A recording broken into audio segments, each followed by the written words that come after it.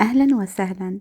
اليوم غادي نقدم لكم وصفة لنام بالدجاج والجبن أو لاموس ديال الدجاج. وصفة جد سهلة وبنينة بزاف وغتقدروا تحتاجوها في أي وقت. وقبل ما نبدأ الوصفة فضلا وليس أمرا ديروا لي لايك وسبسكرايب للقناة وشكرا.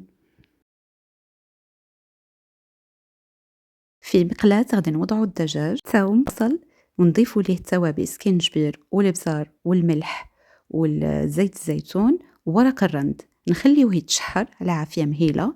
نزيدوا عليه شوية ديال الماء، 4 كاس هكداك،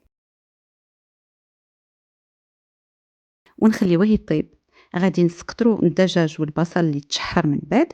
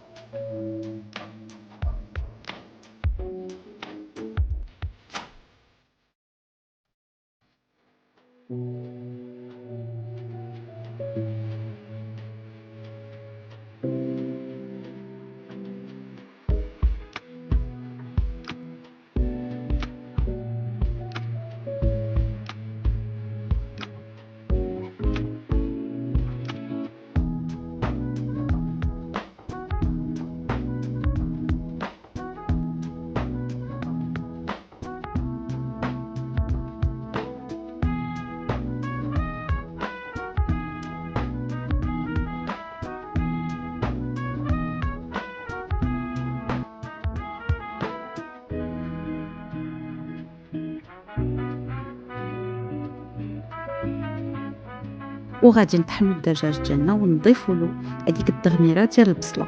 نحركوا كل شيء ونضيفوا علبه ونصف ديال الجبن طري، كاس الا ربع ديال الجبن المحكوك، وجوج معالق كبار ديال الزعتر. والسر باش ما ترتقش لينا هاد العقده هادي فاش نجيو نقليوها او نبغيو ندخلوها للفران، هي اننا كنضيفوا معلقه كبيره ديال النشا.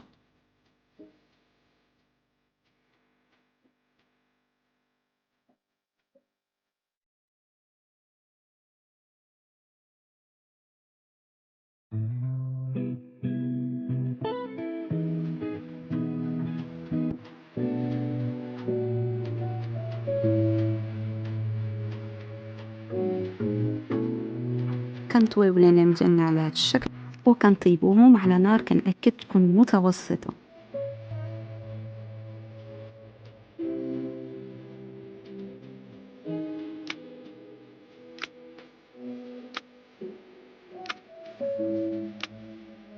وشهية طيبة.